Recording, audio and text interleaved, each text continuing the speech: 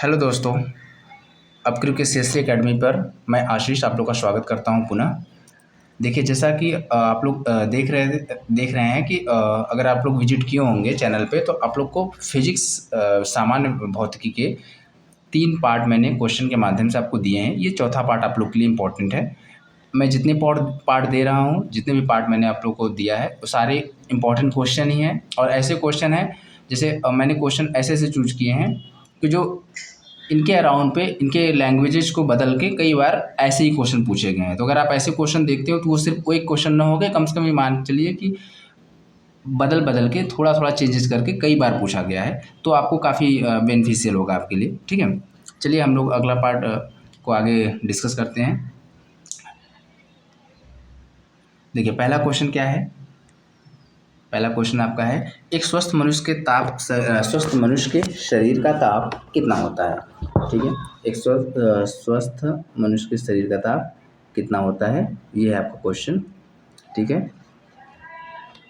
तो एक स्वस्थ मनुष्य के शरीर का तापमान 36.9 डिग्री, मतलब 36.9 डिग्री सेल्सियस या फिर 98.6 डिग्री फ़ारेनहाइट होता है। यदि शरीर का तापमान इससे कम या ज़्यादा होता है तो आदमी बीमार पड़ जाता है। तो ये याद रखेंगे आप लोग कि अगर डिग्री सेल्सियस में है तो आपका लगभग 37 डिग्री सेंटीग्रेड हो जाएगा, और फ़ारेनहाइट में है तो 98.6 डिग्री सेंटीग्रेड होगा। इससे ऊपर नीचे रहेगा तो आदमी की सेहत थोड़ी सी गड़बड़ मानी जाती है। ठीक है, अगला क्वेश्चन चलिए हम लोग देखते हैं।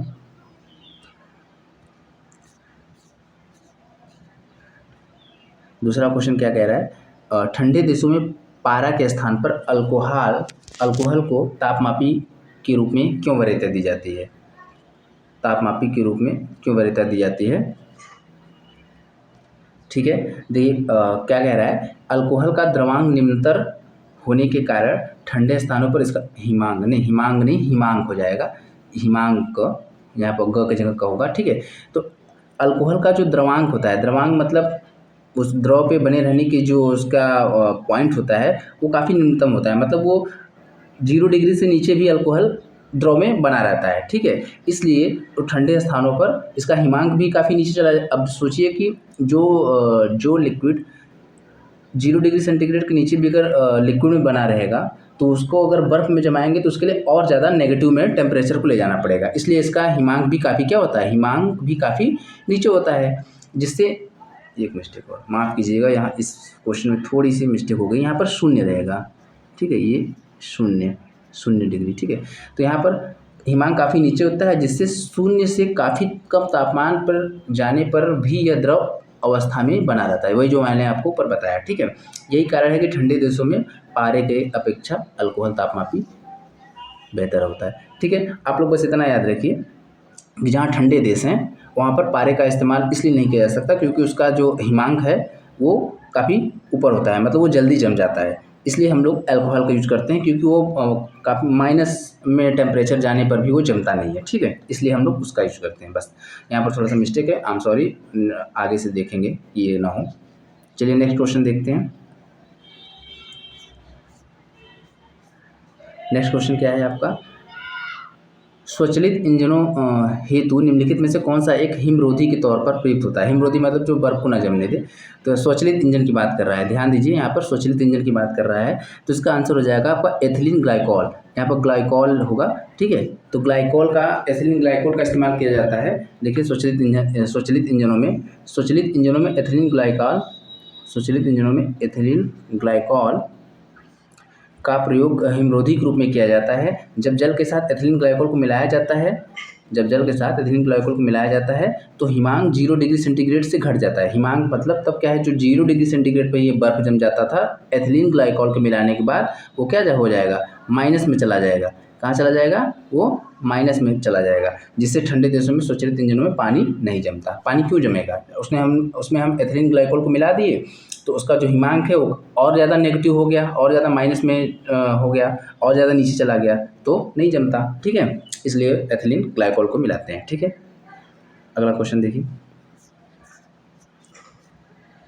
परम ताप परम शून्य ताप क्या है? देखिए परम शून्य ताप क्या है? परम शून्य सैद्धांतिक रूप से न्यूनतम संभव तापमान है। ठीक है, ये क्या है? न्यूनतम संभव तापमान है। इस ताप पर आणविक ऊर्जा न्यूनतम होती है। ध्यान रखिएगा, इस ताप पर आणविक ऊर्जा, आपकी जो एटॉमिक ऊर्जा होती है, मतलब एटॉमिक एनर्जी होती है, वो न्यूनतम होती है। परम शून्य तापमान केल्विन स्केल पर 0 डिग्री केल्विन, और जबकि डिग्री सेल्सियस में करेंगे तो -273.15, ये है -273.15 डिग्री सेल्सियस परिभाषित किया गया। ठीक है, ये याद रखिएगा आप लोग कि परम शून्य ताप को अगर सेल्सियस में करेंगे तो -273.15 डिग्री सेल्सियस होगा, वैसे 0 डिग्री केल्विन, वैसे क्या होगा? 0 डिग्री केल्विन। ठीक है, या 0 केल्विन भी कहते हैं इसको। इसका आप लोग ये भी जानते हैं ना कि जब भी हम लोग केल्विन और सेल्सियस में जो अंतर होता है 273 का ही होता है, तो इसीलिए उसको जब हम चेंज करेंगे सेल्सियस में तो इतना हो जाएगा माइनस में। ओके, ठीक है, याद रखिएगा परम शून्य ताप क्या है? 0 डिग्री केल्विन या फिर -273.15 डिग्री सेल्सियस। ठीक है, अगला क्वेश्चन देखिए। अगला क्वेश्चन है, जब बर्फ पिघलती है तब आयतन पर क्या प्रभाव पड़ता है? ठीक है, ध्यान रखिए, जब बर्फ पिघलती है तो आयतन पर क्या प्रभाव पड़ता है? जब बर्फ पिघलती है तब उसका आयतन क्या हो जाता है? बर्फ पिघलने के बाद आयतन उसका घट जाता है। ढला हुआ लोहा, बर्फ, एंटीमनी, बिस्मथ, पीतल आदि गलने पर आयतन में सिकुड़ते हैं। देखिए इसमें लिखा हुआ है, ढला हुआ लोहा हो या बर्फ हो या एंटीमनी, बिस्मथ, पीतल आदि को जब हम गलाते हैं तो ये क्या होता है? गलने के बाद ये सिकुड़ते हैं, मतलब इनका आयतन कम होता है। ठीक है, चलिए ये हो गया आप लोग का क्वेश्चन नंबर 3। अगला देखते हैं, 5वां देखिए। यदि फ्रीजर पर बर्फ जम जाए तो रेफ्रिजरेटर में शीतलन प्रक्रिया पर क्या प्रभाव पड़ेगा? इसका मतलब आप समझ रहे हैं कि यदि आपके फ्रिज में, जो रेफ्रिजरेटर में जो एक फ्रीजर होता है, उसके सतह पे अगर पूरा बर्फ जम जाए तो वो क्या बर्फ, मतलब आसानी से बर्फ जमेगा उसका? तो आप लोग जानते हैं नहीं, क्यों? बर्फ आपका जो होता है, बर्फ आपका खुद एक इंसुलेटर होता है ना, वो एक इंसुलेटर का काम करता है, मतलब कुचालक जिसको बोलते हैं, वो ऊष्मा को ट्रांसफ़र नहीं होने देता है। इसीलिए हम लोग कहते हैं अपने कि एक टाइम फिक्स होता है, अपने फ्रिज को डिफ्रीज़ कर दिया जाता है। सब लोग अपने फ्रिज को डिफ्रीज़ करते हैं ताकि जो भी जहाँ भी बर्फ़ जम गया हो वो पिघल जाए, उसके बाद जो हमारा रेफ्रिजरेटर है वो वापस से रिफ्रेशली वर्क करे। ठीक है, यहाँ पे देखिए एक्सप्लेनेशन में क्या है, खाद्य पदार्थों एवं बर्फ़ की ट्रे से निष्कासित जल वाष्प निकलता रहता है एवं नमी के फलस्वरूप फ्रीज़र के चारों ओर बर्फ़ एकत्रित हो जाती है। यह बर्फ़ फ्रिज की कार्यक्षमता एवं शीतलन पर प्रतिकूल प्रभाव डालती है। ठीक है, प्रतिकूल आप समझ रहे हैं ना, क्योंकि बर्फ एक दुर्बल चालक या कुचालक है। ठीक है, ये होगा आपका आंसर। चलिए अगला क्वेश्चन देखिए। शीशे की छड़ जब भाप में रखी जाती है तो इसकी लंबाई तथा चौड़ाई पर क्या प्रभाव पड़ता है? ध्यान दीजिए, शीशे की छड़ को जब भी हम स्टीम में रखेंगे, भाप में रखेंगे, तो उसकी लंबाई तथा चौड़ाई दोनों में वृद्धि होगी ना, क्योंकि उनके अणुओं के बीच की दूरी हल्की बढ़ जाएगी गर्मी से। ठीक है, तो वो ऑब्वियस सी बात है, लंबाई भी बढ़ेगी और चौड़ाई भी बढ़ेगी। ये क्वेश्चन 2-3 बार पूछा चुका है। ठीक है, इसलिए इसको मैंने डाला है। ओके, आगे देखते हैं अगला क्वेश्चन नंबर 7 देखिए। तांबे के एक टुकड़े को तथा कांच के एक टुकड़े को एक ही तापमान पर गर्म किया जाता है, तो हम देखते हैं कि तांबे का टुकड़ा ज़्यादा गर्म है। ऐसा क्यों? देखिए, आप अच्छी तरह जानते हैं कि तांबे का टुकड़ा और कांच का टुकड़ा के, मतलब उस दोनों में तांबे का टुकड़ा आपका एक अच्छा कंडक्टर होगा, है ना। जो अगर वो अच्छा कंडक्टर है तो निश्चित रूप से उसमें टेम्परेचर क्या होगा, जल्दी पास हो गया, फिर जल्दी वो उस पर उसको एक्सेस करेगा। तो यहाँ पर क्या है, तांबा कांच की अपेक्षा ऊष्मा का एक बेहतर सुचालक है। देखिए मैंने बताया आपको, ठीक है, इसलिए तांबा अधिक गर्म लगता है। यही कारण है कि ठंड के दिनों में हम लोहे के गुटके और लकड़ी के गुटके को प्रातःकाल स्पर्श करें तो हम पाएंगे कि लोहे का गुटका ज़्यादा ठंडा है ना। यहाँ पर देखिए, यहाँ पर ठंडे वाले टेम्परेचर के लिए है कि आप देखेंगे रात भर अगर आपका लोहे का गुटका और लकड़ी गुटका रात भर ठंड होने के लिए रख दिया जाए बाहरी एटमॉस्फेयर में, तो आप देखिए कि जो लोहे का गुटका है वो काफ़ी ठंडा होगा, क्योंकि लोहा आपका एक अच्छा सुचालक है जबकि लकड़ी आपका कुचालक है। ठीक है, इसलिए उसमें ऊष्मा पास नहीं करती, तो उसमें वो रहेगी भी नहीं। ठीक है, देखिए इसमें 2 क्वेश्चन को मैंने इसके एक्सप्लेनेशन में डाल दिया। दोनों क्वेश्चन अलग अलग पूछे गए थे, तांबे और कांच का अलग पूछा गया था और लोहा और लकड़ी गुटका का अलग पूछा गया था, लेकिन कारण दोनों का एक ही था। ठीक है, चलिए अगला क्वेश्चन देखिए, क्वेश्चन नंबर 8। कमरे को ठंडा कैसे किया जाता है? कमरे को ठंडा कैसे किया जाता है? संपीड़ित, यहाँ संपीड़ित लिख दिया गया है, संपीड़ित रहेगा, ये रहेगा संपीड़ित गैस के प्रयोग से। देखिए एयर कंडीशनर में हम लोग जो अपने कमरे को ठंडे करने के लिए संपीड़ित गैस का ही प्रयोग करते हैं। उससे से हम लोग का कमरा या अन्य स्थान जो होता है ना, जितने बड़े कमरे में या फिर स्थान ठंडा करने के लिए यूज़ करें तो संपीड़ित गैस के लिए होता है। तो इसलिए आंसर रहेगा उसमें ऑप्शन, तो आप ध्यान रखिएगा, संपीड़ित गैस से कमरे का टेम्परेचर घटता है, बढ़ता नहीं है, ठीक है, उससे रूम ठंडा होता है। अगला क्वेश्चन, जब पानी में नमक मिलाया जाता है तो द्रव में क्या परिवर्तन होता है? ठीक है, अब देखिए मतलब पानी में क्या प्रभाव होता है, परिवर्तन होता है द्रव में। आंसर देखिए, उसका क्वथनांक बढ़ जाएगा। क्वथनांक मतलब उसका बॉइलिंग पॉइंट, उसका जो इस पे उबलता है वो बढ़ जाता है और हिमांक घट जाता है। दोनों चीज़ ध्यान रखिए, इसका आंसर क्या होगा, क्वथनांक बढ़ जाता है और हिमांक घट जाता है। देखिए एक्सप्लेनेशन में क्या है, जल में नमक जैसी कोई अशुद्धि मिलाने पर उसका क्वथनांक बढ़ जाता है। दूसरी ओर अपद्रव्यों को मिलाने से सामान्यतः गलनांक कम हो जाता है। गलनांक कम होने का मतलब ये है कि जब 0 डिग्री सेंटीग्रेड पर जो चीज़ जम जा रही थी वो माइनस में जाने पर जमेगी, और ज़्यादा उसको कम टेम्परेचर ले जाना पड़ेगा, कम टेम्परेचर पर, ठीक है। और क्वथनांक के लिए बढ़ जाएगा, इसका मतलब जो 100 डिग्री पे उबल जाता था उसके लिए क्या हो जाएगा, कम से कम और ज़्यादा टेम्परेचर पे अब उसको लगेगा उबलने के लिए, ठीक है। 0 डिग्री सेंटीग्रेड पर आगे देखिए, 0 डिग्री सेंटीग्रेड पर पिघलती बर्फ में कुछ नमक या सोडा, देखिए सोडा ऐसे लिखा जाएगा, आज टाइपिंग में मिस्टेक है, माफ कीजिए, ठीक है। नमक या सोडा मिलाने से बर्फ का गलनांक 0 डिग्री सेंटीग्रेड से घटकर, कहाँ देखिए यहाँ पर लिखा है ना, 0 डिग्री से घटकर क्या होगा, कोई भी हम अशुद्धि या फिर कोई चीज़ मिलाए हैं, नमक या सोडा, तो अब जो गलनांक था वो -22 डिग्री सेंटीग्रेड हो गया। समझ रहे हैं? ठीक है, आगे नेक्स्ट क्वेश्चन देखिए,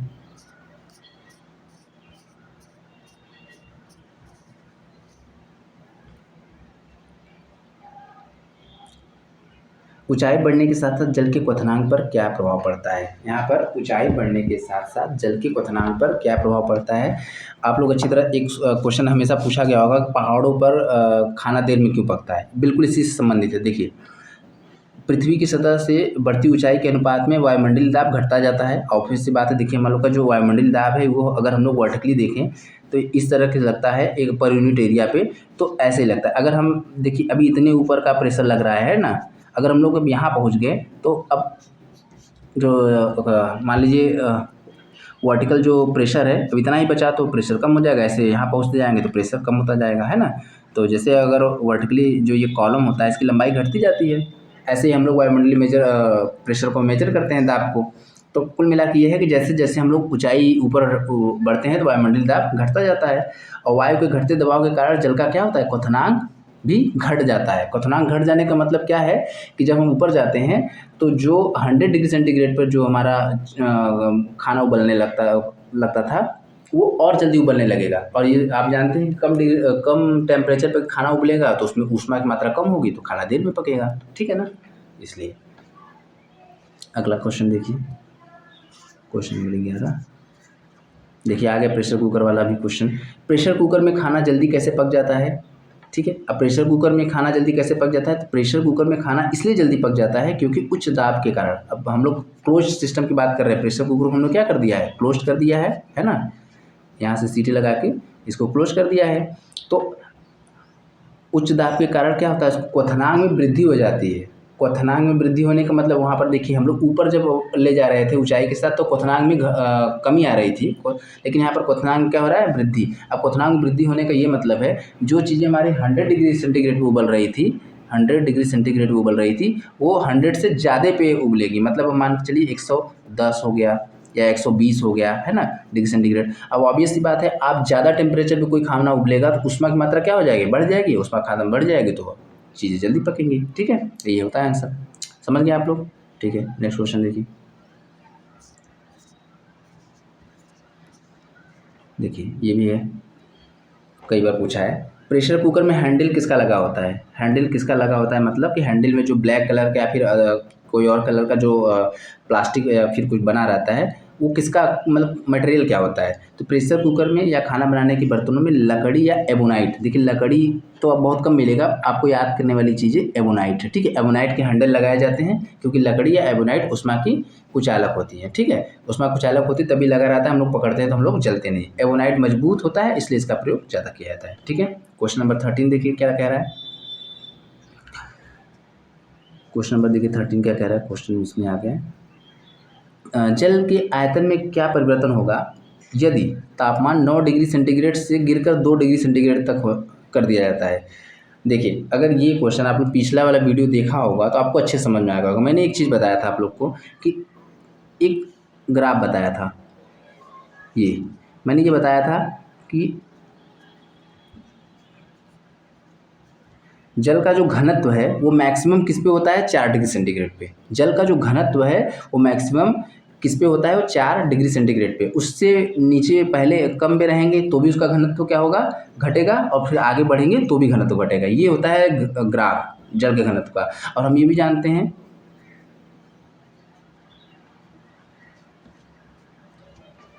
घनत्व बराबर क्या होता है, द्रव्यमान गुणे बटे आयतन, ठीक है, मास अपॉन वॉल्यूम। ये अगर फॉर्मूला आपने लगा दिया इसमें, ये क्वेश्चन फटाक से हो जाएगा, ठीक है। ये आप लोग करिए क्योंकि मैंने इसके बारे में पीछे बता चुका हूँ, और आप लोग इससे करेंगे तो आप लोग को ये चीज़ें चाहे इसमें चाहे जितना घुमा गए, क्योंकि इस पर क्वेश्चन लगभग आते हैं, तो चाहे जितनी तरह तरीके से घुमा दे आप लोग कर जाएंगे। ये अगर आप लोग इसका यूज कर लिए तो हर तरीके से क्वेश्चन इसका कर लेंगे, ठीक है। चलिए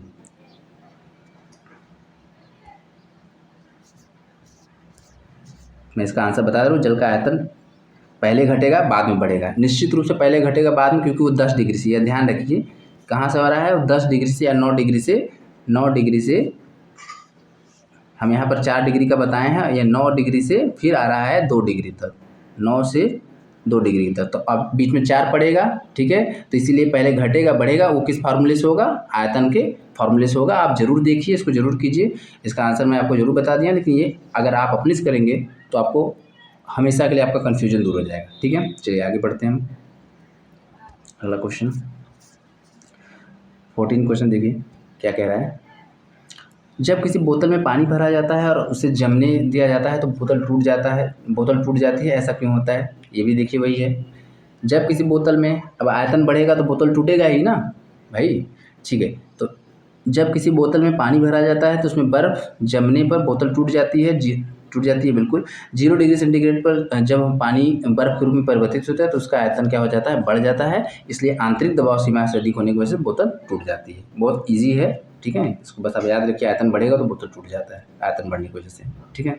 अगला क्वेश्चन चूँकि आया था 1-2 बार नहीं 3-4 बार आ चुका था तो मैंने इसमें डाल दिया है, ठीक है। अगला क्वेश्चन देखिए, जलयुक्त गिलास, जलयुक्त मतलब जल से भरा हुआ गिलास में तैरता हुआ बर्फ का टुकड़ा, ये देखिए आपके बीपीएससी की इसी वाले एग्जाम में आया था जो अभी लिखा हुआ है।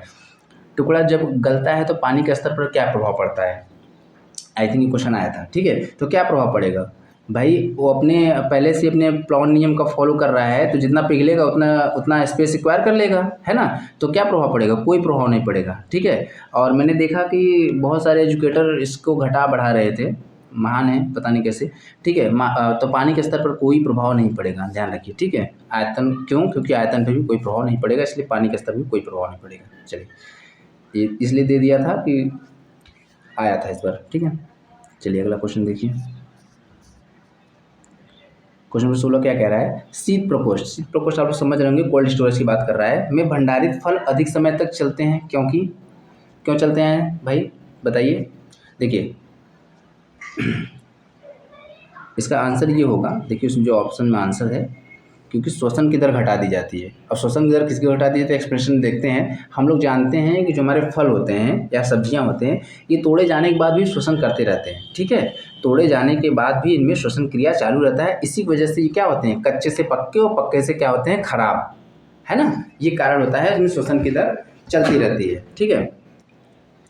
तो हम लोग क्या करते हैं कि चूँकि अब सोचिए जितना तेज श्वसन करेंगे उतना तेजी पकेंगे, और पकने के बाद उतनी तेजी से खराब होंगे। तो कोल्ड स्टोरेज में क्या किया जाता है, इनके श्वसन की दर को ही कम कर दिया जाता है। तो धीरे धीरे ये पकते हैं और फिर धीरे धीरे पकने के बाद खराब होने की जो इनकी क्रम रहता है, अगला क्षय होने का, वो भी धीरे धीरे ये आता है, इसलिए इनका ड्यूरेशन बढ़ जाता है। यही होगा आपका आंसर, देख लीजिए, यही है एक्सप्लेनेशन। ठीक है, अगला क्वेश्चन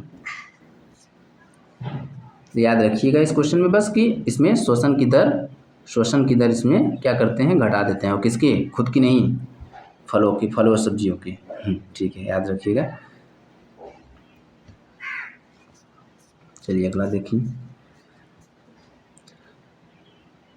अगला क्वेश्चन है 17, कॉस्मिक किरण कैसी होती है। ठीक है, अब देखिए कॉस्मिक किरण भी पूछा गया है। कॉस्मिक किरणें विद्युत चुंबकीय स्पेक्ट्रम का भाग नहीं होती, ध्यान रखिए, विद्युत चुंबकीय स्पेक्ट्रम, ये स्पेक्ट्रम का भाग बिल्कुल नहीं होती, इलेक्ट्रोमैग्नेटिक स्पेक्ट्रम का भाग ये नहीं होती। ये उच्च ऊर्जा के आवेशित कण हैं जो अंतरिक्ष में लगभग प्रकाश की गति से गमन करते हैं। किस गति से, लगभग प्रकाश की गति से गमन करते हैं। ठीक है, तो कॉस्मिक किरणों के बारे में पता चल गया, ये उच्च ऊर्जा की आवेशित कण है। ऑप्शन में ये भी दिया रहेगा उच्च ऊर्जा का आवेशित कण, तो भी सही रहेगा। ठीक है, और इनका जो स्पीड होता है क्या होता है, लगभग प्रकाश की गति से गमन करते हैं। ठीक है, प्रकाश की गति से गमन करते हैं। ये है आपके कॉस्मिक किरण के बारे में। तो कॉस्मिक किरण के बारे में जो भी क्वेश्चन बनेगा, इससे ज़्यादा मतलब कुछ इसमें नहीं पूछेगा। ठीक है, चलिए ठीक है, अगला क्वेश्चन देखिए, क्वेश्चन नंबर 18, किस प्रकार की तरंगों का प्रयोग रात्रि दृष्टि उपकरण में किया जाता है। ठीक है, किस प्रकार की तरंगों का प्रयोग रात्रि दृष्टि उपकरण में किया जाता है। देखिए, औरक तरंग विद्युत चुंबकीय तरंगों का एक प्रकार है। किसका प्रयोग किया जाता है, औरक तरंग। तो औरक तरंग विद्युत चुंबकीय तरंगों का एक प्रकार है। इनकी तरंग दैर्ध्य दृश्य प्रकाश से अधिक होती है। इनका प्रयोग लक्ष्य ढूंढने, यहाँ देखिए ये भी गलत लिखा है, ढूंढना होगा, लक्ष्य ढूंढने, निरीक्षण करने, रात्रि दृष्टि आदि के लिए सैनिकों द्वारा किया जाता है। ठीक है, तो रात्रि दृष्टि मतलब रात्र में देखने के लिए होता है ना, ऐसे चश्मे लगा के देखते हैं हम लोग। ठीक है, तो उसमें कौन सा होता है, तो औरक। ठीक है, औरक किरण, औरक तरंग का आंसर क्या हो जाएगा आपका ये। ठीक, कहाँ का यूज होता है वो भी मैंने बता दिया आपको, लक्ष्यों को ढूंढने के लिए, निरीक्षण करने के लिए। ठीक है, निरीक्षण करने के लिए, और रात्रि दृष्टि आदि के लिए सैनिकों द्वारा किया जाता है, ध्यान रखिए आप लोग। चलिए अगला क्वेश्चन,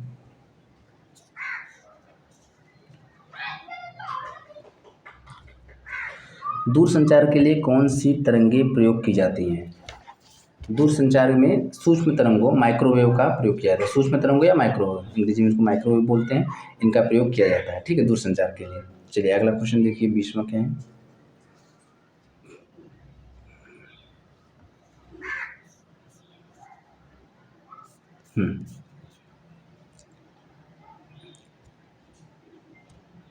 आंतों के रोगों के निदान तथा सीटी स्कैन करने के लिए किन किन उपकरणों का प्रयोग किया जाता है, सॉरी किन किरणों का प्रयोग किया जाता है। किन मतलब रेज होता है ना।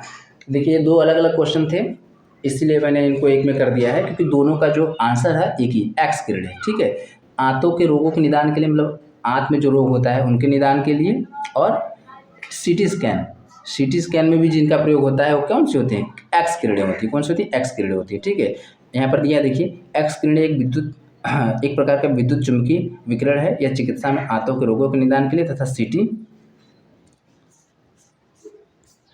स्कैन है, जिसे सीटी का फुल फॉर्म होता है कंप्यूटर टोमोग्राफी में प्रयोग किया जाता है। तो आप लोग याद रखेंगे ना, याद रहेगा आप लोग को कि चाहे आंतों की बीमारी के लिए या तो सीटी स्कैन के लिए, दोनों में कौन सा किरणों का प्रयोग होता है, एक्स रेज का। ठीक है, एक्स रेज। ओके, ठीक है, चलिए अगला क्वेश्चन देखिए, जल इस्पात नाइट्रोजन में, ऐसा टाइप किया गया आज, देखिए यहाँ पर कॉमा रहेगा। ठीक है, जल इस्पात नाइट्रोजन में ध्वनि की चाल का आरोही क्रम क्या होगा। ठीक है, देखिए मैं आपको बता दूं, यहाँ पर देखिए एक जल द्रव के रूप में दे दिया गया है, इस्पात आपका ठोस के रूप में दे दिया गया है, और नाइट्रोजन आपका गैस के रूप में दे दिया गया है। आप लोग मोटा मोटा ये जान लीजिए, ध्वनि की चाल सबसे ज़्यादा कहाँ होती है, सबसे ज़्यादा आपके ठोस में होती है, फिर उसके बाद द्रव में होती है, और सबसे कम आपका जिसमें होता है गैस में होता है। ये अगर आपको याद है तो आपको कोई भी एग्जाम्पल दिया रहेगा आप तुरंत उसको कर ले जाएंगे, है ना। तो देखिए सबसे कम नाइट्रोजन में, उसके बाद जल में, तो सबसे तेज इस्पात में होगा। क्यों, कारण ये है ना कि सबसे तेज इस्पात में क्यों होगा कि इस्पात क्या है, ठोस है, और ठोस में ध्वनि की चाल सबसे अधिक होती है, फिर उसके बाद द्रव में, उसके बाद गैस में। ठीक है, ये होता है ठोस में, द्रव में और फिर उसके बाद गैस में। ये होता है आपका ध्वनि का चाल। ठीक है, ध्वनि की चाल ये होता है आपका। ठीक है, तो इसमें हो जाएगा सबसे ज़्यादा इस्पात में, फिर जल में, फिर नाइट्रोजन में। ठीक है, और वायु में आप ध्वनि का वेग आप लोग जानते हैं 331 मीटर पर सेकंड होता है। ये भी मैंने इसमें डाल दिया, आप लोग पढ़ लीजिएगा। चलिए अगला क्वेश्चन देखते हैं।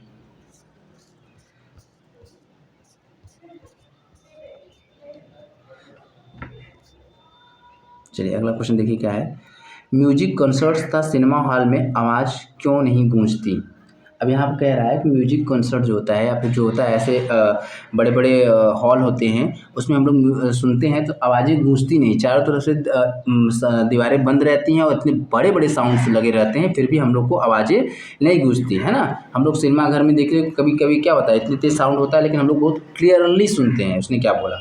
कारण ये रहता है, देखिए कारण क्या रहता है, जो उनके साउंड्स जो उनकी दीवारें रहती हैं वो साउंड प्रूफ रहती है। Sound proof in the sense कि वो जो ध्वनि आता है ना उसको अवशोषित कर लेती हैं। ठीक है, प्रतिध्वनि उत्पन्न नहीं करती। प्रतिध्वनि ये होता है कि जैसे हम बोलें और दीवार से वापस लड़के उनको सुनाई दे। आपने कई बार ट्राई भी किया होगा, तो ये होता है। तो इन सब जगहों में ऐसा होता नहीं है। देखिए म्यूजिक कंसर्ट तथा सिनेमा हॉल आदि में उनकी दीवारें तथा छत नरम पदार्थों जैसे फाइबर ग्लास, ठीक है, जैसे फाइबर ग्लास इत्यादि की बनाई जाती हैं, जिससे उनकी नरम सतह ध्वनि को, जो उनकी नरम सतह होती है दीवारों की, ध्वनि को अवशोषित कर लेती। देखिए ना, इसी कारण आवाज़ की प्रतिध्वनि हमको नहीं सुनाई देती और हमको गूंज उनकी नहीं सुनाई देती। ठीक है, आप लोग याद रखिए, ऐसे क्वेश्चन आए हैं तो ठीक है। अगला क्वेश्चन देखिए।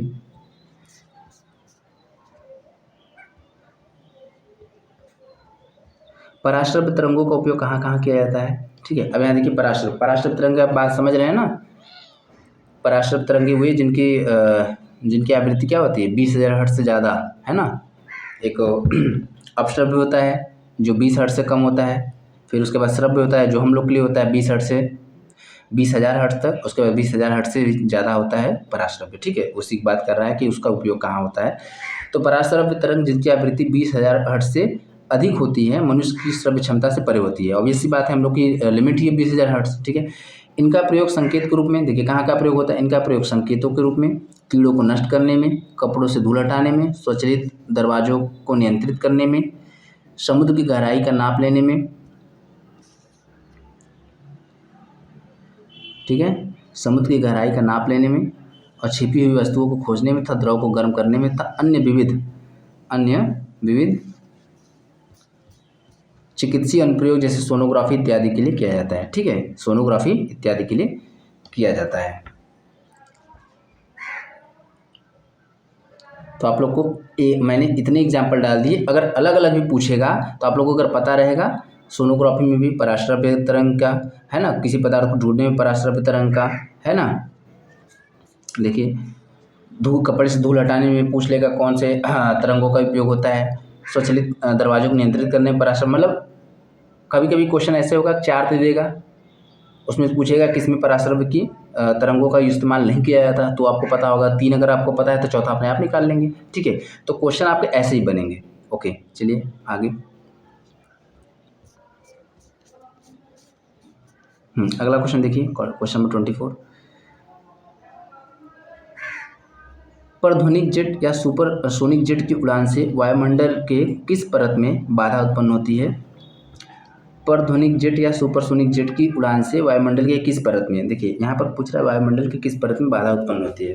अब आप लोग अच्छी तरह जानते हैं कि जो हमारा परध्वनिक मतलब यही होता है जो हमारा ध्वनि के चाल से भी ऊपर जिसकी चाल हो, ऐसे जेट जिनके गति या चाल ध्वनि की चाल से भी अधिक हो, उनको हम लोग क्या बोलेंगे, परध्वनिक, है ना, ध्वनि की चाल से भी ज़्यादा हो। ठीक है, तो अब हम यहाँ क्या बात कर रहे हैं, उनको सुपरसोनिक भी बोलते हैं। और ये भी जानते हैं कि सुपरसोनिक जेट कहाँ उड़ते हैं, समताप मंडल में। और समताप मंडल में क्या होता है, ओजोन परत। तो सुपरसोनिक जेट से जो नाइट्रोजन के ऑक्साइड्स निकलते हैं, नाइट्रोजन के जो ऑक्साइड्स निकलते हैं, उनसे समताप मंडल में उपस्थित ओजोन परत को नुकसान होता है। ठीक है, तो आंसर क्या हो जाएगा आपको, ओजोन परत को नुकसान होता है। और कहाँ स्थित होते हैं ये, समताप मंडल में। देखिए समताप मंडल में वायु विरल एवं दबाव कम होता है, इस कारण यहाँ पर जेट विमान सरलता एवं तीव्र गति से उड़ते हैं। सुपरसोनिक जेट विमानों के ईंधन से निकलने वाले नाइट्रोजन के ऑक्साइड समताप मंडल की ओजोन परत को नुकसान पहुँचाते हैं। ओके, ठीक है, अगला क्वेश्चन देखिए।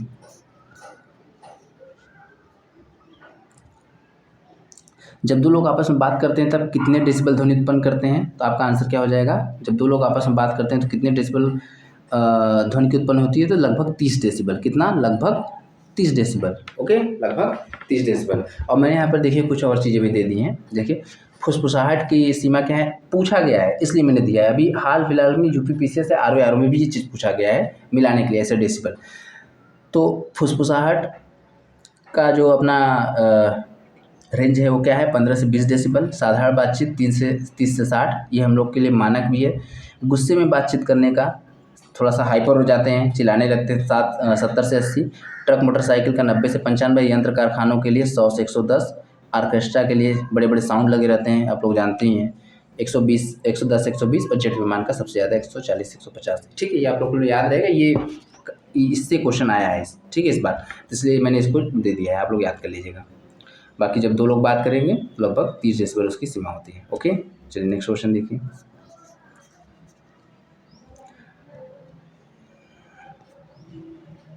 देखिए क्या है, विश्व स्वास्थ्य संगठन WHO के अनुसार एक नगर के लिए सुरक्षित ध्वनि प्रदूषण स्तर क्या है, मतलब एक नगर के लिए सुरक्षित ध्वनि प्रदूषण स्तर की बात कर रहा है। ठीक है, तो कितना स्तर है वो, 45 डेसिबल। कितना स्तर है, 45 डेसिबल। ठीक है, चलिए अगला क्वेश्चन देखिए।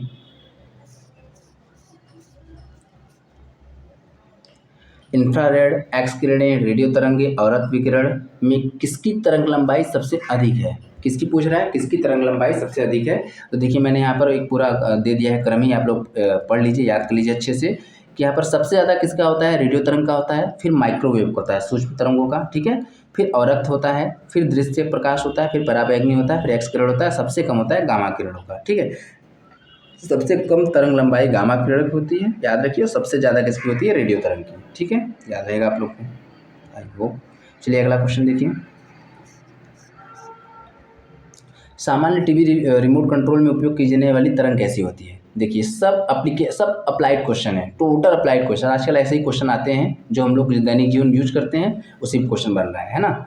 चलिए देखिए, तो हम लोग क्या है इसमें, कौन सा है इसमें, विद्युत चुम्बकीय अवरक्त किरणों का प्रयोग होता है। किसका, अवरक्त। सामान्यतः टेलीविजन के रिमोट कंट्रोल में प्रयुक्त विद्युत चुम्बकीय तरंगें अवरक्त किरणें होती हैं, किंतु कुछ में रेडियो तरंगों का भी उपयोग होता है। मान लीजिए अवरक्त किरण न दिया रहे तो रेडियो तरंगें भी आप लोग को याद रहेगा। ठीक है, कुछ में होता है, बाकी मैक्सिमम में अवरक्त किरणें होती हैं। आप लोग जानते हैं आजकल बिना टीवी रिमोट के टीवी चैनल टीवी को ऑपरेट कर पाना मुश्किल है ना, लोग बैठे बैठे करते हैं। चलिए अगला,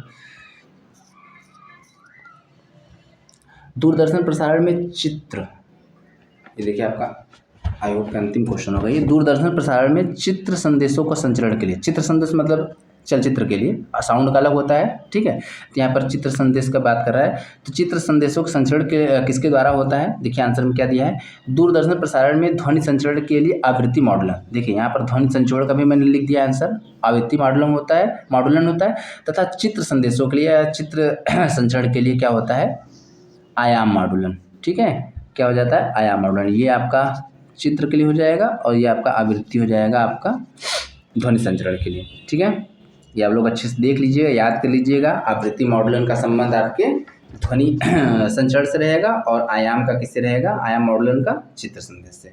ठीक है, ठीक है, आपके ये महत्वपूर्ण क्वेश्चन मैंने करा दिए हैं, आप लोग इसको देख लीजिएगा दोबारा से। देखिए कुछ टाइप में मिस्टेक हुआ है, उसके लिए आई एम सॉरी। बाकी आप लोग अच्छे क्वेश्चन को एंजॉय कीजिए, प्लीज़ लाइक एंड सब्सक्राइब कीजिए, प्लीज़ सपोर्ट कीजिए। आगे देखेंगे हम लोग, आगे आप लोग को बेहतर से बेहतर चीज़ें देने का वादा करते हैं, लगातार चीज़ें बेहतर होंगी, ये आपसे वादा है। ठीक है, आप लोग प्लीज़ सपोर्ट करें। Thank you very much.